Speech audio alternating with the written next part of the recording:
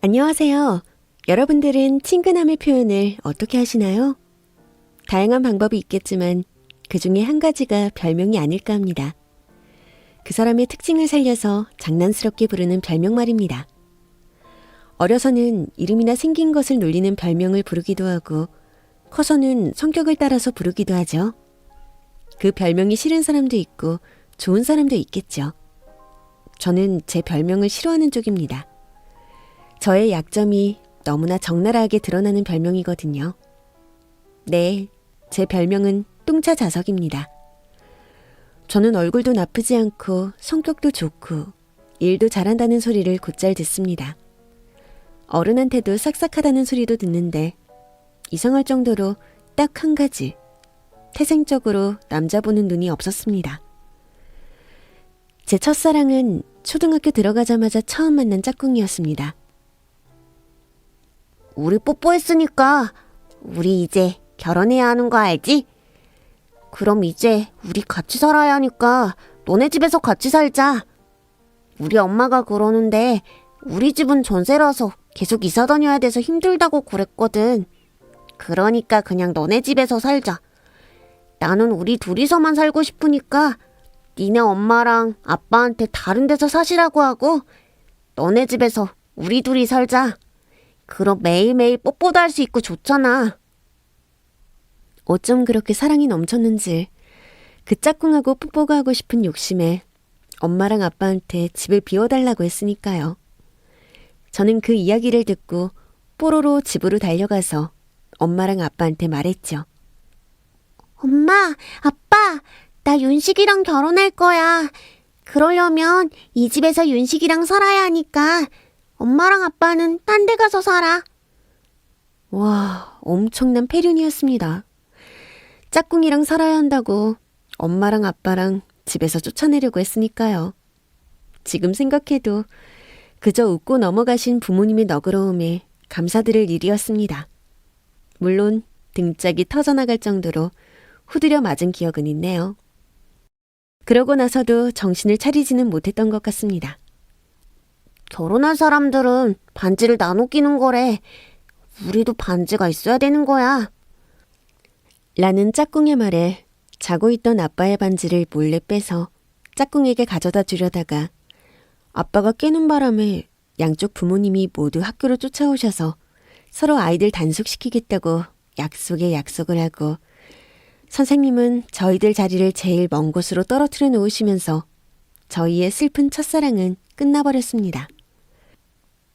제가 남자에게 잘 퍼주는 성향이라는 것을 눈치채신 부모님은 그 후 저를 엄청나게 단속하셨지만 그럼에도 방심하신 틈을 타서 저는 고등학교 때 다시 남자친구를 만들게 되었습니다. 그렇게 다시 만난 사랑은 고등학교 때 만난 남자친구였습니다.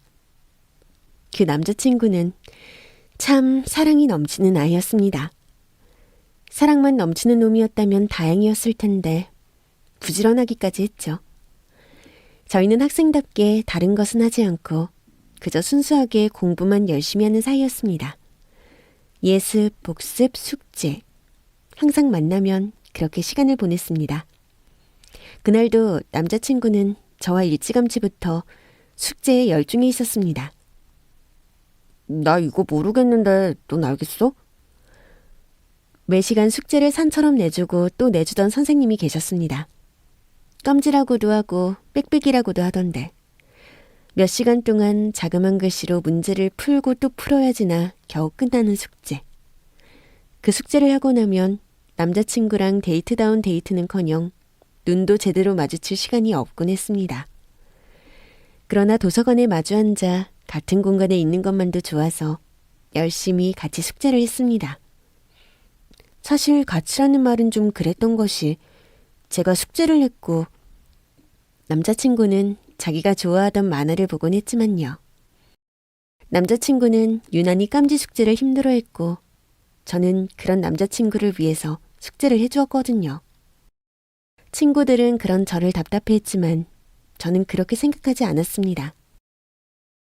제가 남자친구의 숙제를 해주다 보면 남자친구는 하기 싫은 숙제를 하지 않아서 좋았고 저는 공부를 2배로 하다 보니 성적이 좋아지니 좋았거든요.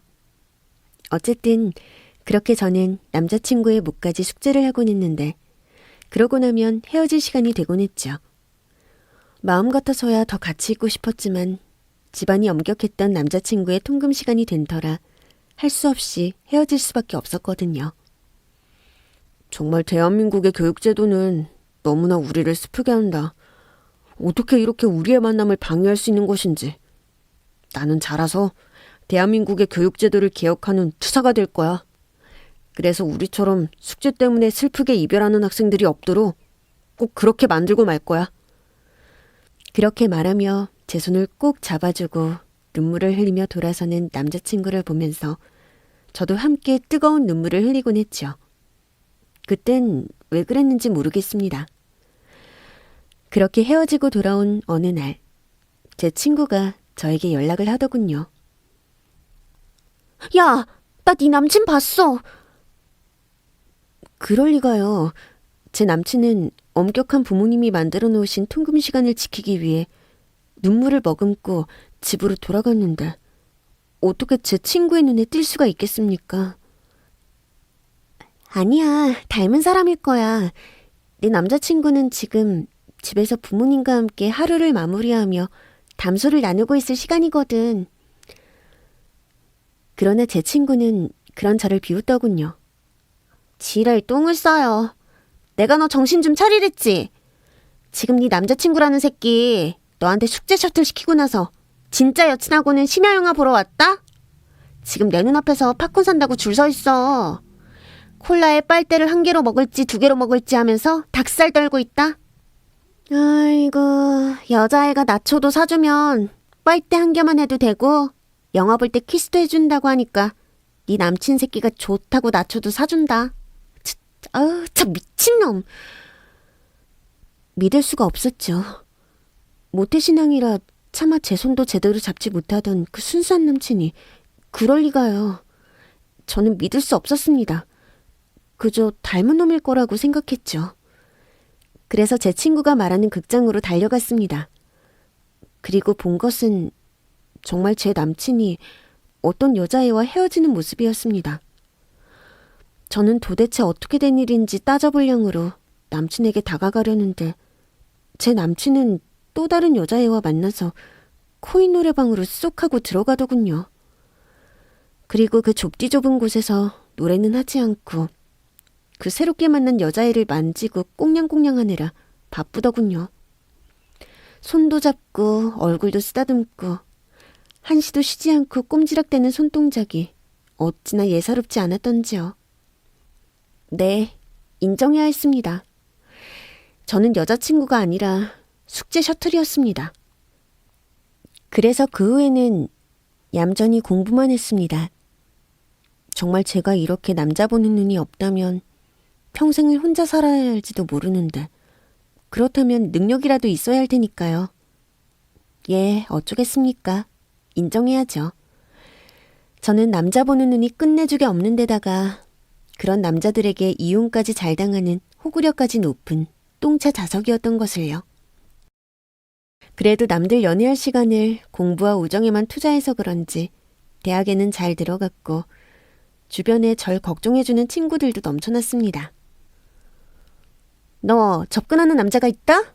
그러면 무조건 경계부터 해야 해. 우선 몸부터 사리고 우리를 부르란 말이야.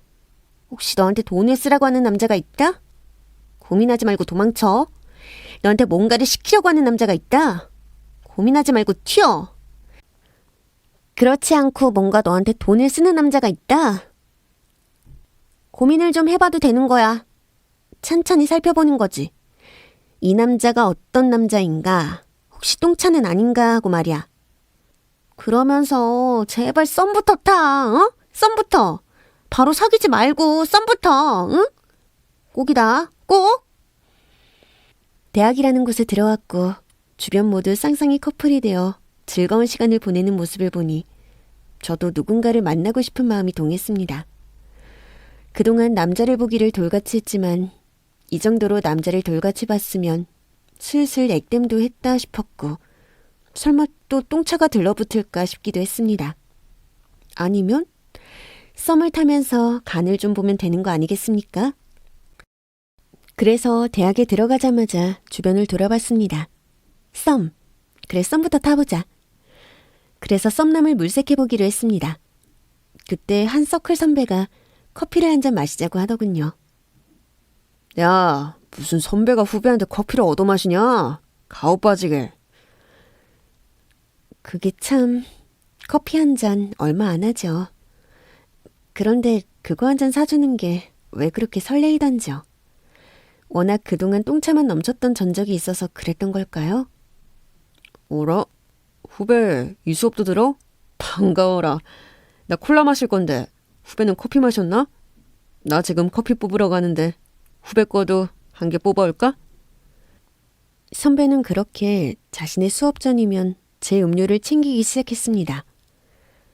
교실 앞 자판기에서 자기 커피를 뽑으면서 제 커피를 뽑아주기도 했고 학교 오는 길에 1+1이었다며 음료수를 한 개 건네기도 했습니다. 어떤 날은 쉬는 시간에 제자리에 쪽지와 함께 작은 사탕이나 초콜릿이 놓여있기도 했고 수업이 끝나고 가는 제 손에 에너지바를 쥐어주기도 했습니다. 그러면서 제가 답례로 점심이라도 산다고 하면 뭘 그러냐며 손사래를 쳤습니다. 선배가 어디 후배한테 얻어먹냐고 말입니다. 친구들도 그런 선배의 행동에 긍정의 시그널을 표했습니다. 오, 그래도 좀 싸게 보이는데? 그래, 남자라면 처음에 호감을 보이는 여자한테 돈 쓰게 하지 않는 게 기본이고 센스지. 작은 돈이고 큰 돈이고 그게 중요한 게 아니야. 말 그대로 센스라는 거지.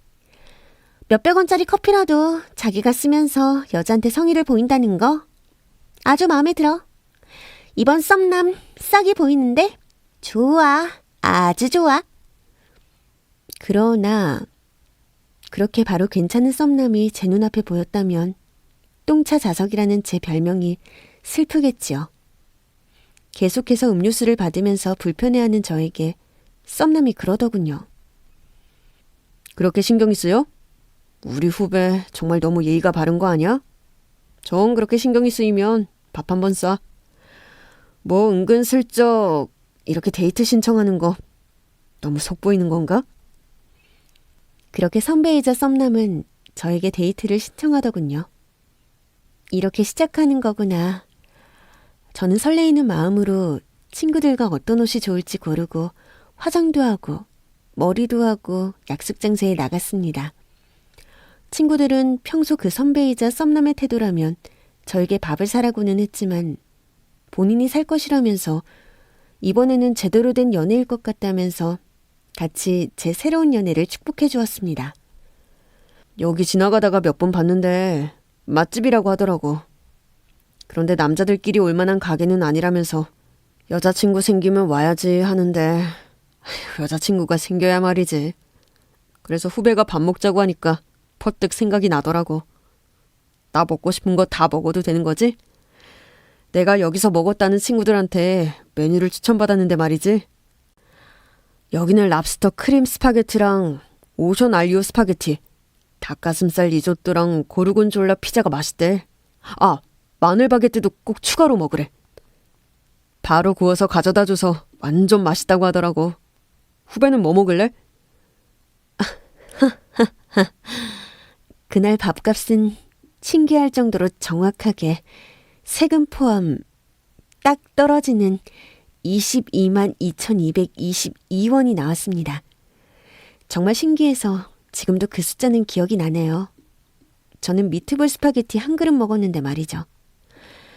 그동안 그 선배놈인지 썸남놈인지가 저한테 가져다준 음료인지 간식인지 다 합쳐도 절대 10,000원이 안 될 텐데 어떻게 한 끼에 22만 2,222원을 뜯어먹을 수가 있는지. 그것도 기술이라면 기술이겠죠. 친구들의 예상은 철저하게 빗나갔습니다. 혹시나 그 남자가 계산하려나 했지만 잘 먹었다며 저에게 계산서를 넘겨준 그 남자는 후식으로 커피도 저보고 사라며 자기가 커피 맛집도 잘 안다고 원래 밥 산 사람이 커피까지 사는 거라며 제 팔을 잡아 끄는 순간 급한 과제가 생각났다고 저는 뒤도 돌아보지 않고 도망을 가버렸습니다.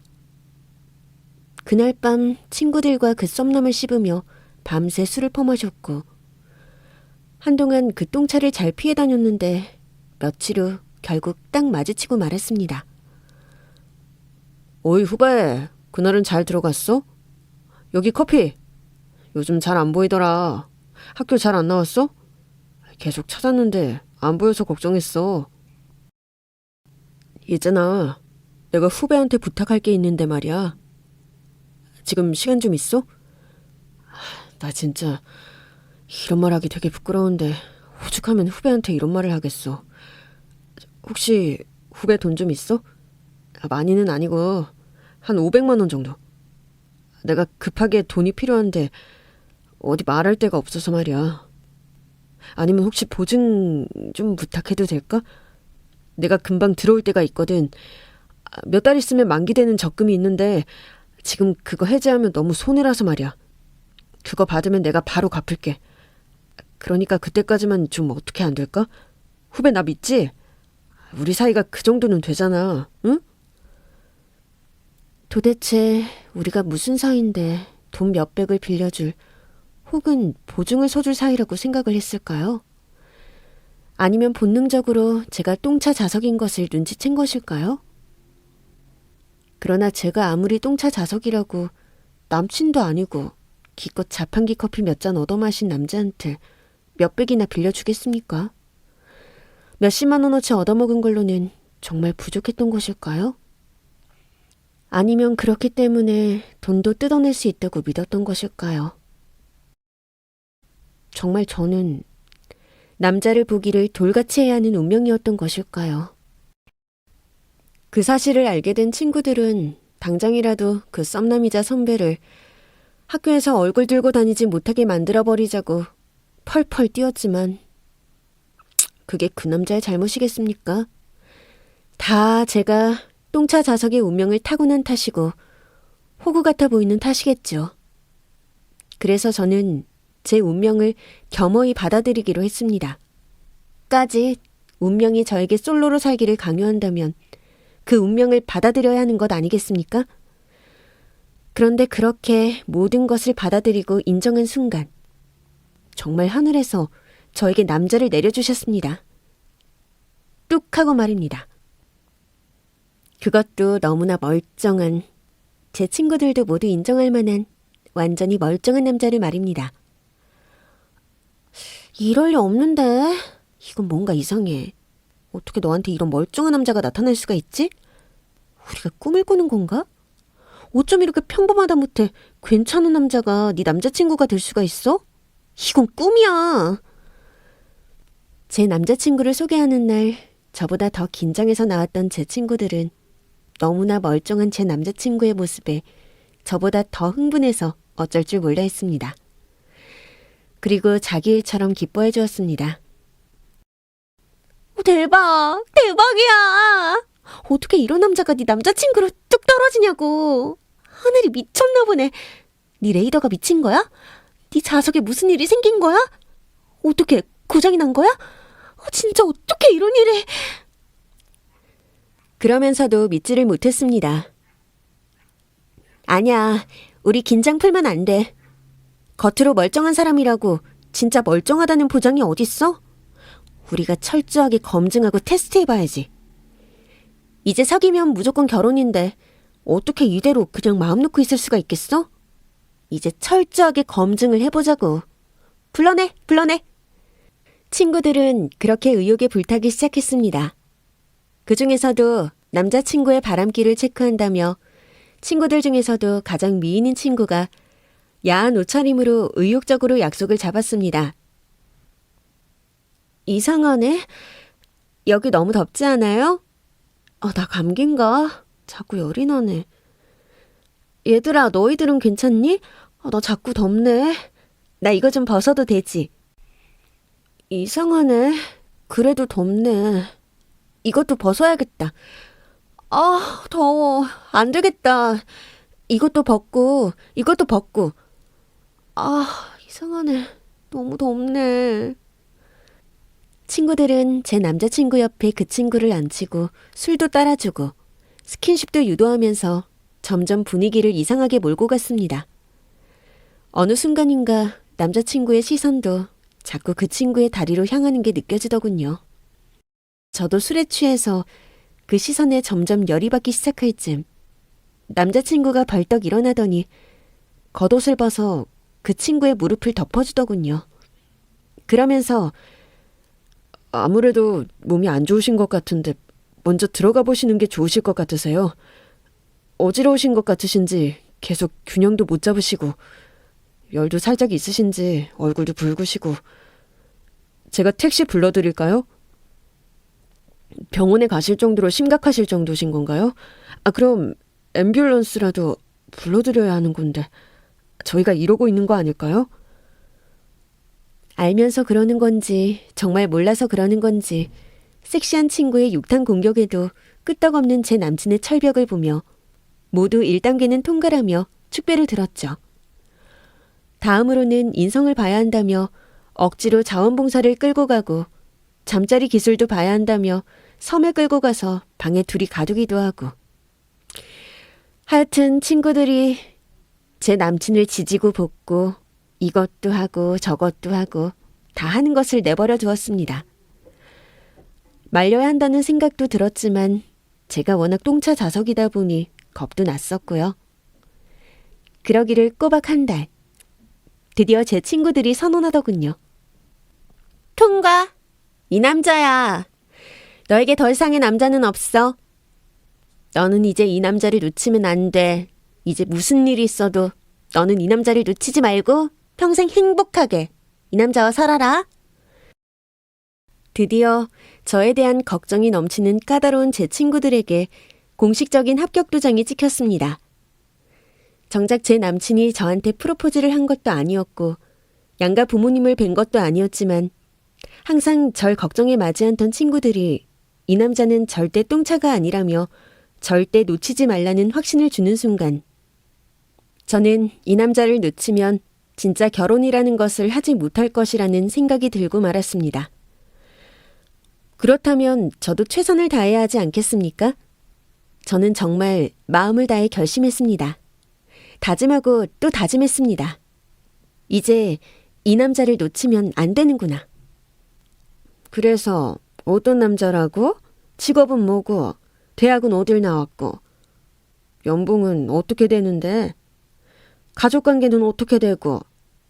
부모님은 뭐 하시고? 그러나 딸이 똥차 자석인 걸 모르시는 엄마는 눈치 없으시게 다른 엄마들이나 물으실 법한 질문을 하시는 것이었습니다. 응? 부모님이 안 계셔? 그럼 어떻게 자란 건데? 15살 많은 형님. 그렇게 나이 차이가 많으신 형님 부부가 키워주셨다고? 그럼 그건 시부모님이 계신 것도 아니고 안 계신 것도 아니고 그게 뭐야? 뭐 손윗동서 시집살이가 얼마나 무서운 건데.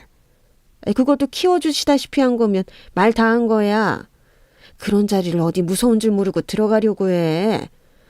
거기다 시부모님이시면 모시다 보면 물려받을 재산이라도 있겠지. 형님이면 그런 것도 없을 텐데 그게 뭐야? 완전 고생만 진창하는 자리지. 얘가 어디 그런 자리를 들어가려고 해. 텄다 텄어. 당장 헤어져. 네가 뭐가 모자라서 그런 남자랑 결혼을 하려고 하길 해. 거기다 직업이 요리사? 예, 그거 결국 자기 사업인 건데 네가 학원 강사라 들쑥날쑥한 직업이면 남자가 안정적인 직업이어야지 둘 다 그렇게 불안정한 직업이면 어쩌려고 그래? 남자가 착하면 뭐해? 능력이 최고지? 얘가 왜 아직도 이렇게 세상 물정을 모르는 건데? 무슨 사랑이 밥 먹여줘? 차라리 선을 보라고. 네 조건이면 엄마가 얼마든지 괜찮은 사람 가져다 댈 수 있다니까. 네가 뭐가 모자라서 그런 남자랑 결혼을 하겠다는 건데? 엄마 딸이 뭐가 모자라긴요. 남자 운이 모자라다 못해 발바닥에 있는 것을요. 어떻게 보면 사회적으로는 저의 조건이 남친에 비해 조금은 더 나을 수도 있었습니다. 그러나 그것은 엄연히 사회적이고 물질적인 조건일 뿐이었습니다. 저는 부모님이 모두 생존해 계셨고, 저는 공부를 좋아했었고, 저는 좋은 대학을 나왔고, 저는 아이들을 가르치는 걸 좋아했고, 저는 강남에서 살고 있었고, 저는 집 가까운 데서 일을 시작했고, 그러다 보니 그저 강남에서 학원 강사 일을 시작했고, 이름을 좀 날리게 되어 돈을 좀 잘 벌고 있을 뿐이었습니다. 그렇다고 어디 방송에 나오는 것처럼 월에 몇 억씩 버는 일타 강사는 아니고, 그저 평범하게 회사 다니는 사람들보다 조금 더 버는 정도의 시간이 자유로울 뿐이었습니다. 그 외에는 그저 평범한 사람이었죠. 그에 비해 남친은 부모님이 사고로 일찍 돌아가셨고, 공부를 좋아했지만 형님에게 보조를 받고 공부를 하느라 빨리 취직할 수 있는 전공을 선택해서 전문대를 졸업했고, 지금은 꽤 큰 중식당에서 요리사로 일하고 있었습니다. 그리고 그 식당이 제가 일하는 학원 근처여서 저와 인연이 되었던 것이었죠. 아직 나이가 어리다 보니 메인 주방장까지 올라가지 못했지만 성실하고 부지런해서 일하는 곳마다 그 능력을 인정받고 있었습니다. 본인의 일을 하는 틈틈이 한정식집을 운영하는 형님네 일을 돕기도 하고, 몸 쓰는 일도 잘해서 근처 어르신들을 위해서 집을 고쳐주거나 하는 일도 항상 앞장서서 나서고 있었습니다. 그렇게 바쁘게 지내다 보니 유흥이나 취미 같은 곳에 쓸데없는 시간이나 돈을 낭비하지도 않았고, 당연히 여자 문제를 일으킬 여지도 없어 보였습니다. 그래서 제 친구들이 더 큰 점수를 주기도 했었지요. 그러나 그저 부모님이 안 계시다, 학벌이 부족하다, 벌이가 아직 시원치 않다, 모아놓은 돈이 많지 않다, 이런 외적이고 눈에 보이는 조건들이 부족해 보이다 보니 저희 부모님의 눈에는 차지 않는 부분들이 있는 것이었죠. 엄마, 아빠, 솔직히 말씀드릴게요. 저는요, 세상에서 가장 중요한 게 사랑이다, 그런 꿈 같은 이야기를 하려는 게 아니에요. 그저 남자와 여자가 함께하는데 가장 중요한 건 서로에게 부족한 점을 채울 수 있는 파트너십이라고 생각해요. 저 사람 부모님은 안 계시지만 형님네가 사랑으로 키워주셨다고 하고, 앞으로는 엄마 아빠가 넘치는 사랑을 주실 수 있는 거 아니겠어요? 공부가 부족하다고 하지만 살아가는데 필요한 상식이 부족할 정도로 배움이 부족한 사람은 아니에요. 자신의 분야에 대해서는 누구보다 열심히 지금도 매일 공부하는 사람이에요. 저와 데이트할 때 매번 다른 도시락을 정성스럽게 준비해오는 따뜻한 마음이 있는 사람이에요. 그리고 저는 무엇보다 마음이 따뜻한 사람하고 평생을 함께하고 싶어요. 저는 저 사람이 그런 사람일 것 같아요. 그러니까 당장 허락하고 받아달라고는 안 할 테니까 그 사람과 저 따뜻한 눈으로 지켜봐 주세요. 저는 그렇게 부모님의 허락을 받았고, 양가 허락 아래 결혼을 전제로 진지한 만남을 가지기로 하고 결국 상견례까지 진행하게 되었습니다. 세상에, 난 우리 순딩하기만 하고 세상 쑥맥 같던 우리 도련님, 여자 손목이나 한번 잡아보려나 했더니 그래도 이렇게 눈 좋은 아가씨가 있어서 알아서 찾아오네. 난 내가 어디서 색식감을 보쌈이나 해와야 하나 싶었는데 이렇게 자기 짝이 있었네. 고마워요, 아가씨. 내가 솔직히 동서 같지가 않고 며느리 같은 마음이 더 커서 그런가? 마음이 자꾸 이상하네요. 진짜 아들 장가 보내는 것 같아. 진짜 아들이 여자친구 데리고 와도 이렇게 마음이 싱숭생숭하지는 않을 것 같아요. 주책이지. 아유, 왜 이렇게 눈물이 나려고 하나 몰라. 고마워요. 우리 도련님 좋은 거, 좋은 사람인 거 알아봐주고 이렇게 잡아줘서 너무 고마워요. 남친보다 15살 많다는 형님, 그리고 그런 형님과 동갑이라는 형수님은 두 분과 저희 가족이 처음 만난 곳이 두 분이 운영하시는 한정식 가게였습니다. 저도 한 번쯤 SNS에서 본 적이 있는 경치 좋은 곳에 위치한 유명한 맛집이었습니다. 앞으로 자주 놀러와요. 솔직히 동생이라기보다 일찍 낳은 아들이다 싶게 키워서 그런가 진짜 며느리 드리는 것 같으네. 아시죠? 며느리 사랑은 시아버지인 거. 내가 시아버지다 하고 자주자주 와요. 내가 용돈도 주고 그럴게요. 진짜 시아버지는 아니지만 가짜 시아버지라도 용돈은 자주 주고 그럴게요. 그저 동생을 보며 웃음만 가득한 형님 부부셨습니다.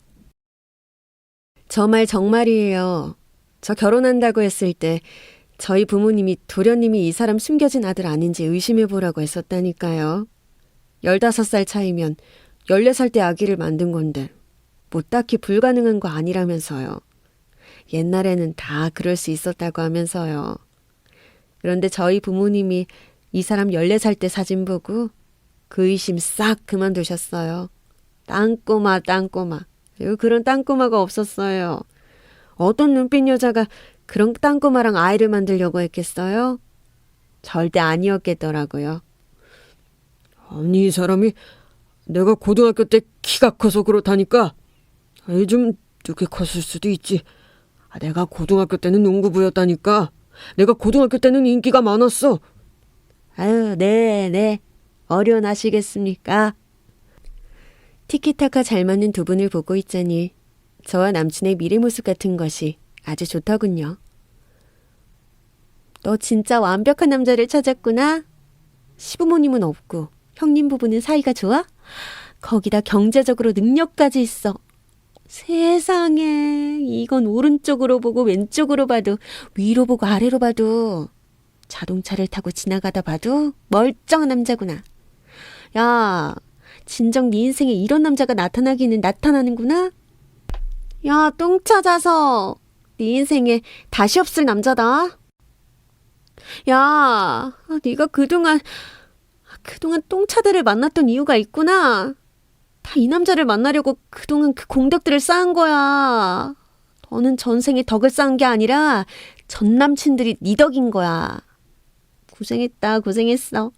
이제 결혼식장까지 한시도 방심하지 말고 직진. 한시도 정줄 놓지 말고 무조건 직진. 그 남자한테 무조건 맞춰. 방심하지 말고 딴 년 접근하지 못하게 마크하고. 알았지? 무조건 이 남자를 잡아야 한다. 점점 사명감이 들더군요. 장수를 쏘려거든 그 말부터 쏴라. 저는 남친의 가족부터 공략하기로 했습니다. 그래서 남친의 가족이 부르는 날이면 무조건 오케이 달려갔습니다. 동생, 혹시 오늘 수업 몇 시부터 시작해요? 다른 건 아니고 작은 부탁이 하나 있어서요. 우리 아들놈이 내일 시험이라는데 어떻게 된 게 아무리 학원에서 설명을 듣고 와도 모르겠다고 그러네요. 우리 동생이 설명해주면 딱 알아듣지 않을까 해서요. 대치동 강사는 뭐가 달라도 다를 것 같아서 말이야. 부담되면 말고요.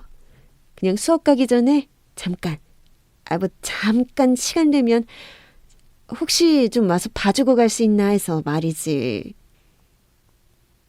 처음에는 중간고사나 기말고사 같은 정말 중요한 시험이 있기 하루 전 같은 날에만 부탁하더니 점점 쪽지 시험이나 수행평가까지 대비해서 불러대더군요. 물론 저는 그럴 때마다 두말하지 않고 달려가서 조카 공부도 봐주고 시간이 나면 남자친구와 꽁냥꽁냥 데이트도 즐겼습니다. 세상에, 정말 이래서 대치동 재치동 하나 봐. 내가 우리 꼴통 같은 아들놈 여기저기 안 보내본 학원이 없어. 여기저기 과외는 안 해봤을까? 무섭다는 남자 선생도 붙여보고 경력 많다는 아줌마 선생도 붙여보고 다 소용없어서 내가 직접도 가르쳐봤는데 다 소용없더라고. 이건 뭐 맞는 것보다 틀리는 게 많은데 어떻게 된 게 동생이 가르치고 나니까 이건 뭐 점수가 너무너무 고마워요. 내가 무슨 복에 이렇게 고마워라. 정말 너무너무 고마워요.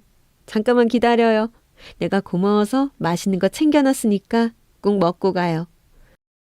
그렇게 수업이 끝나고 나면 남친의 형수님은 주방 한쪽에 밥을 차려주곤 했습니다. 물론 수고비는 없었지요. 그럼에도 어쩌겠습니까?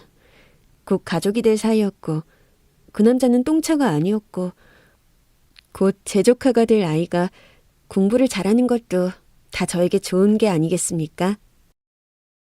오가는 길이 좀 많이 멀긴 했지만 뭐 알아줄 거라고 생각했습니다. 그런데 그렇게 불러서 공부만 도와달라고 하는 것이 아니었습니다. 아니 그게 무슨 소리야? 당장 영업 시작 시간이 1시간밖에 안 남았는데 지금 와서 우리 보고 어쩌라고? 우리 보고 망하라는 거야? 오늘 예약이 몇 팁이나 있는데 당장 어쩌라고? 당장 학교 가야 하는 애를 가지 말라고 하고 양파 까라고 할까? 아니면 출근해야 하는 동생 잡고 가지 말라고 해서 우리 가게 망하는 대신 동생네 가게 망하게 할까? 어? 당신이 선택해봐. 어? 전날 늦게까지 남친의 조카 공부를 봐주고 난 날 아침, 남친의 형님이 전화로 누군가와 싸우고 있는 소리가 들렸습니다.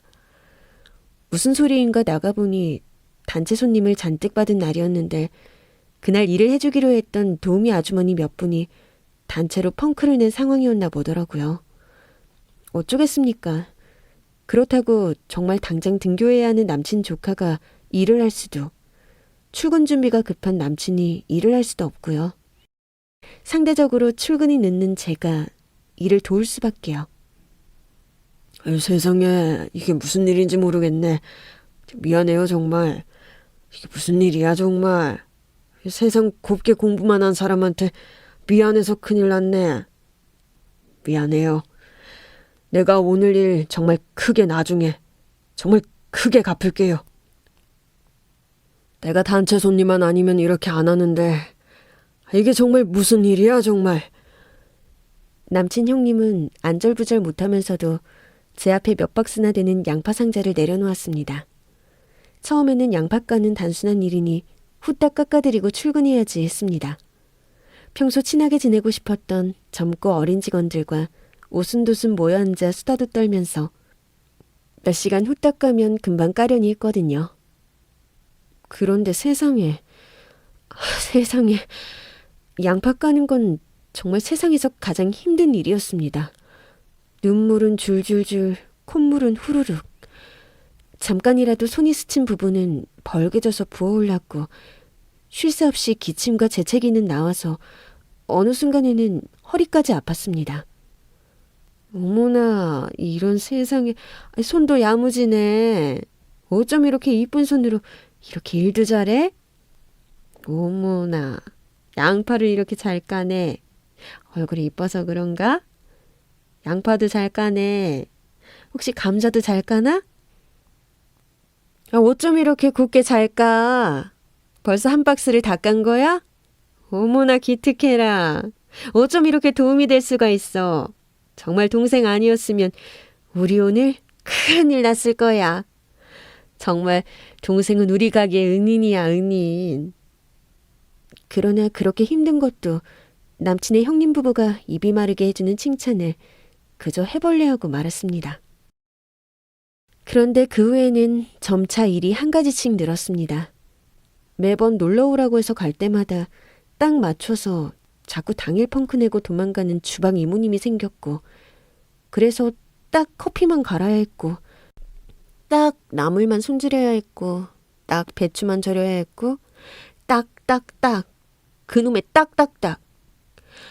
어떻게 갈 때마다 제가 도와야 할 일들이 그렇게 생기는지, 남친의 집을 방문하고 나면 데이트하러 가는 게 아니라 일당도 받지 못하는 노가다를 뛰러 가는 상황이 되고는 했습니다. 그래도 어쩌겠습니까? 다 한 가족이 돼가는 가정이라니 했죠. 거기다 형님네 부부는 한식을 세계화시키기 위한 사명감도 있으신 분들이라 가게에서 일하는 주방 아주머님들도 다른 가게들과는 달랐습니다. 형님네 가게는 한식집인데 이상할 정도로 주방 아주머님들이 젊었습니다. 사실 아주머님이라고 불러도 될까 싶은 게 다들 20대 초반? 많아봐야 중반쯤 되어 보이는 분들이 대부분이었습니다. 거기다 어찌나 다들 미인들이었는지 외국분들이라 나이가 가늠이 가지 않는다고 해도 다들 화장에 머리까지 이쁘게 하고 주방일 하기 편한 옷차림이라기보다는 마치 남들 보기 이쁜 옷차림으로 다리도 드러나고 가슴골도 보이는 그런 옷차림들이었습니다. 그러면서 서로 경쟁이라도 하듯이 신경전을 벌이면서 실수인 척 물을 튀기며 어필을 하고, 특히 제 남친이 있을 때는 그 경쟁이 심해진다는 것이 느껴졌습니다. 그게 신기해서 남친에게 물어보니 다들 일 배우러 온 동생들이야. 워낙 우리나라 음식들이 세계적으로 인기가 많다 보니까 제대로 배워서 자기들 나라 가서 식당 차리려고 하는 좋은 취지로 배우고 있는 동생들이다 보니까 의욕들이 많아. 내가 요리사니까 나한테 배우려는 것들도 많고, 그래서 나도 많이 도와주려고 그래. 이렇게 한국 요리 배워가서 다른 나라에서 제대로 된 한국 식당을 만들면 그게 정말 제대로 애국하는 길이라는 게 우리 형 생각이야. 그래서 돈도 안 받고 요리 가르쳐주고 그래. 그 말을 듣고 보니 형님 부부가 정말 대단해 보이시더군요. 이것이야말로 진정한 애국. 그리고 저 어린 나이에 먼 타국 땅에 와서 요리를 배우고 있는 어린 아가씨들도 대단해 보였습니다. 말도 제대로 통하지 않는 사람들끼리 그저 재료를 손질하고 음식을 만들면서 하루에 몇 시간씩 힘들게 일하면서도 그저 배움에 열중하는 모습이 존경스럽기까지 했습니다. 그래서 저도 최대한 도와주고 잘해주려고 노력했습니다. 물론 어떨 때는 그 경쟁이 심하다 싶을 때가 있었습니다. 어떤 날은 한 직원이 무슨 속이 상한 일이 있었는지 다른 직원과 싸움이 났습니다. 말도 제대로 통하지 않는 둘이서 마구 소리를 지르다가 답답했는지 양파며 마늘이며 재료를 마구 던지며 싸우다가 물도 뿌리고 재료 사이를 뒹굴면서 난리가 났고 그것을 말리던 제 남친에게 안겨서 울더군요. 그리고는 아무리 떼어내려고 해도 남친에게서 떨어지지를 않았습니다.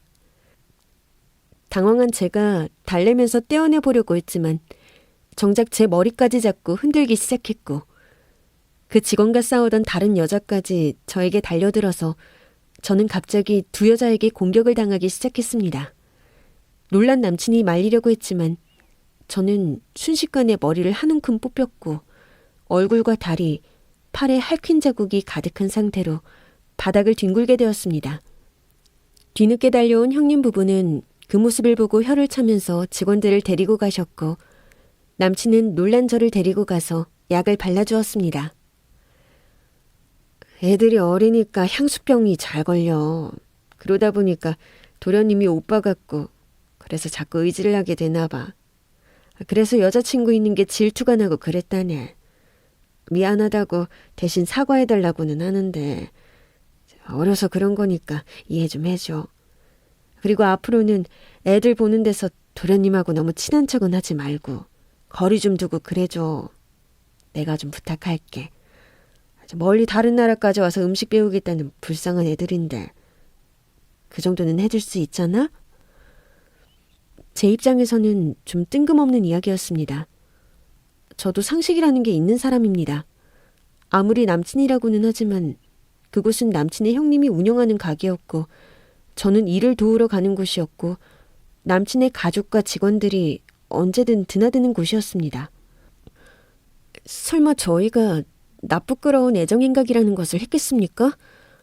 물론 가끔 손을 잡거나 볼에 가볍게 뽀뽀를 하는 정도의 정말 가벼운 스킨십 정도는 했을 수도 있습니다. 그런데 저런 억울한 소리를 들으니 아무리 저라도 화가 나더군요. 그동안 가족이고 잘 보이고 싶은 마음에 힘들어도 열심히 도왔던 제가 바보같이 느껴지기도 하고요. 그래서 저는 그 후로 남친의 형수님과 형님의 연락을 받지 않았습니다. 그리고 남친에게도 여우짓을 해버렸습니다. 자기야, 내가 생각을 해봤는데 말이야. 내가 그동안 너무 염치가 없었던 것 같아. 내가 자기 가족하고 친해지고 싶은 욕심에 너무 자기 집에 드나들었던 것 같아. 그래서 말인데 우리 앞으로는 우리 학원 근처에서 데이트하자. 내가 우리 학원 근처에 자기 좋아할 만한 좋은 곳들 엄청 많이 알아놨어. 내가 그동안 자기네 집 너무 많이 드나들면서 너무 폐를 끼친 것 같아서 민망하더라고. 우리 엄마랑 아빠한테도 혼났어. 그렇게 결혼 전부터 자꾸 드나드는 거 아니라고 말이야. 나 일하는 학원이나 자기 식당이나 다 강남인데 그동안 너무 생각이 없었던 것 같아. 그치? 내가 반성 진짜 많이 했다? 그래서 우리 엄마랑 아빠가 차라리 앞으로는 놀다가 늦으면 우리 집 와서 자고 가래. 괜찮다고 걱정하지 말고 와서 자고 가래. 그리고 혹시 자기 조카 말이야. 공부할 거면 우리 학원으로 보내. 내가 학원에 말해놨어. 다른 과목 선생님들이 다 그냥 특별히 신경 써서 그냥 봐주시기로 했으니까 원하는 과목 말만 하고. 저는 어차피 직장도 근처니 남친을 저희 집에서 자고 가라고 붙잡으면서 데이트를 즐겼고 남친도 오가는 시간이 줄어드니 오히려 몸이 편하다면서 한동안 그렇게 시간을 즐겼습니다. 그러나 그렇게 며칠이 지나기도 전에 문제가 생겨버렸습니다. 자기야, 나 며칠 가게 쉬기로 했어. 형수님이 다리를 삐셔서 지금 형 혼자 너무 고생하게 생겨서 내가 도와주지 않으면 안 되게 생겨서 말이야. 한동안 우리도 못 만날 것 같아. 저와 남친이 갑자기 빠져버린 바람에 남친의 형수가 갑자기 무리하다가 부상을 당했다는 것이었습니다. 남친은 휴가까지 내서 형님의 가게를 도우러 갔고 저는 그 모든 일이 저 때문인 것 같아 죄책감이 들어 별 수 없이 다시 가게로 향했습니다. 그런데 가게 뒤편 주방 쪽으로 들어서려는데 가게 안의 모습이 너무 이상했습니다. 제 남친을 중심으로 재료를 준비하는 아가씨들의 옷차림이 무슨 술집 아가씨들이라도 되는 것처럼 헐벗고 야했습니다.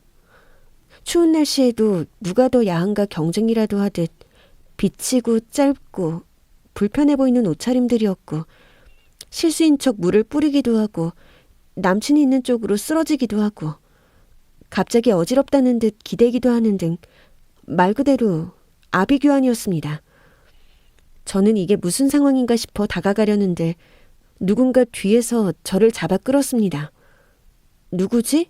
하고 돌아보는데 남친의 형님네 식당에서 일하는 주방 아주머님들 중 유일하게 나이가 좀 있으신 주방장님이셨습니다.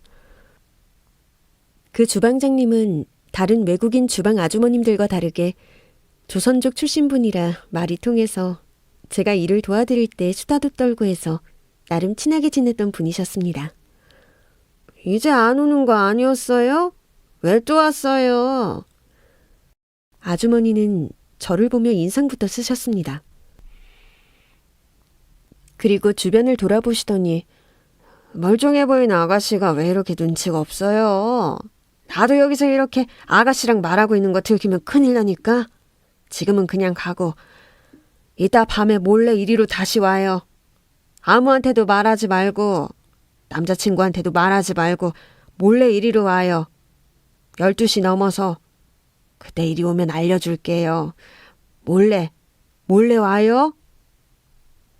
무슨 일인지 겁이 덜컥 났지만 이상하게 그 말은 무시할 수가 없었습니다. 그래서 우선 그 아주머니의 말을 듣기로 했습니다. 저는 그대로 돌아서 차를 몰고 가게에서 멀리 떨어진 곳에 주차한 뒤 아주머니가 말한 시간이 될 때까지 기다렸습니다. 그리고 그 아주머니를 통해서 모든 사실을 듣게 되었습니다. 요리 수업은 개뿔. 저 여자들 다들 결혼하는 줄 알고 속아서 온 여자들이야. 저 사장 부부들 진짜 나쁜 놈들이야. 자기 동생 팔아서 장사하는 악질 중에 악질이라고. 그런데 동생이 결혼하겠다고 여자 데려오니까 일 시켜서 도망가게 하려고 했는데 그 여자가 멍청하게 시키는 일 다 하고 있으니까 아예 일이나 제대로 부려먹자 그러고 있는데 아가씨는 몰라도 어쩜 그렇게 몰라. 원래 그렇게 두네. 그 아주머니를 통해 들은 사정은 그랬습니다.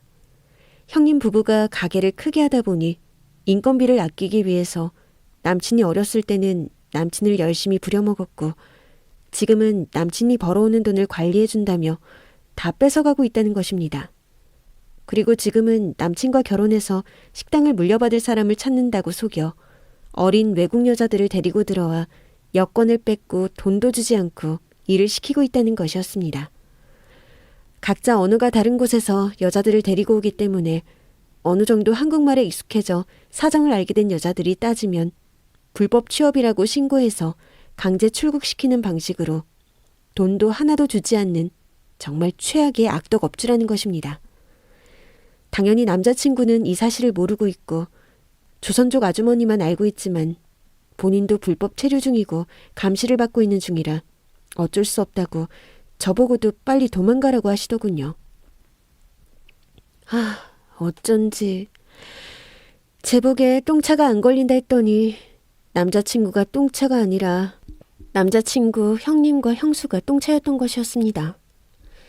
그러나 그 정도는 저에게 별 문제가 되지 않았습니다. 저 모든 상황에 남자친구가 껴있다면 절망이었겠지만 남자친구는 모르고 있다고 하고 남자친구 역시 형님에게 이용당하고 있는 피해자였다고 하니까요. 저는 이번에도 저의 든든한 지원군인 친구들에게 도움을 청했습니다. 저는 경찰인 친구와 변호사인 친구, 언론사에 근무하는 친구까지 모두 동원해서 남친의 형님 가게를 신고했습니다. 속아서 일하고 있는 직원들의 여권을 뺏어서 돌려주고 임금을 지불하게 했고 벌금을 물렸고 그동안 형님 내외에게 억울하게 신고당해 쫓겨난 사람들까지 모두 찾아내서 일한 만큼 돈을 지불하게 했고 그 외에 관련된 모든 법적 책임까지 물게 했습니다. 다행히 남자친구도 형과 형수가 그런 불법적인 일을 행했다는 사실에 분노하며 적극 협조하고 피해자들을 돕기 위해 노력했습니다. 그 덕분에 남자친구의 형님 내외는 그 큰 가게를 다 정리하고도 잔뜩 빚까지 지고 감옥에까지 가게 됐지만 그래도 형기를 마치고 나와서 또 열심히 일하면 언젠가는 재개하실 수도 있겠지요. 저와 남자친구는 형님 내외와는 인연을 끊고 둘이 알콩달콩 결혼하여 잘 살고 있습니다. 친구들은 이제 더 이상 저를 똥차 자석이라고 놀리지 않고 닭살 부부라며 좀 떨어지라고 난리를 치고 있지만 그래도 절대 떨어지지 않고 자석처럼 찰싹 언제까지나 잘 붙어 있을 예정입니다.